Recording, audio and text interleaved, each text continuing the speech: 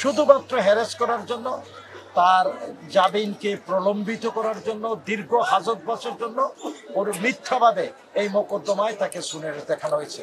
Mayor doctor Selina Hayat Ivy Fatullah থানার 4টি হত্যা মামলা এবং নারায়ণগঞ্জ থানা পুলিশ অ্যাসাল্টের মামলায় আয়ু সোনেরেস্টের প্রেয়ার দিচ্ছে।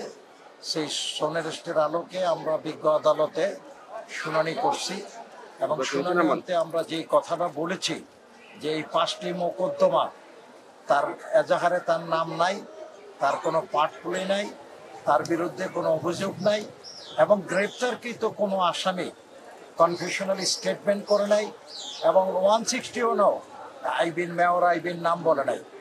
9/11/2025 ইংরেজি তারিখে মহামান্য সুপ্রিম কোর্টের হাইকোর্ট বিভাগে তার 5টি মামলা শুনানি করে ব্যারিস্টার সারা হোসেন, অ্যাডভোকেট SM সিদ্দিক সহ অনেক আইনজীবী।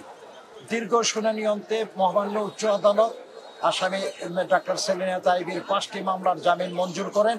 অতঃপর রাত্রে বিকালবেলা আদেশের সংবাদ পেয়ে তার প্রতিপক্ষ এবং পুলিশ প্রশাসন এই হাজতবাসকে প্রলম্বিত করার জন্য, দীর্ঘায়িত করার জন্য রাত্রেবেলা তার সোনেরেস্টের প্রেয়ার দিছে। দীর্ঘ 6 মাস যাবত তিনি কারাগারে। এই 5টি মামলায় 1টি মামলায়ও ইতিপূর্বে সোনেরেস্টের প্রেয়ার করে নাই এবং এই মোকদ্দমাগুলিতে অনেক গ্রেপ্তারকৃত অনেক আসামি বিজ্ঞ আদালতের দয়া জামিন আছে। শুধুমাত্র হ্যারাস করার জন্য, তার জামিনকে প্রলম্বিত করার জন্য, দীর্ঘ হাজতবাসের জন্য ওর মিথ্যাভাবে এই মোকদ্দমায় তাকে শুনে দেখানো হয়েছে। আমরা বিজ্ঞ আদালতে আমাদের বক্তব্য উপস্থাপন করেছি। আমরা ভবিষ্যতে আইনানুগভাবে উচ্চ আদালতে যাব এবং উচ্চ আদালতে ন্যায় বিচার পাবো, এই হচ্ছে আমাদের বিশ্বাস।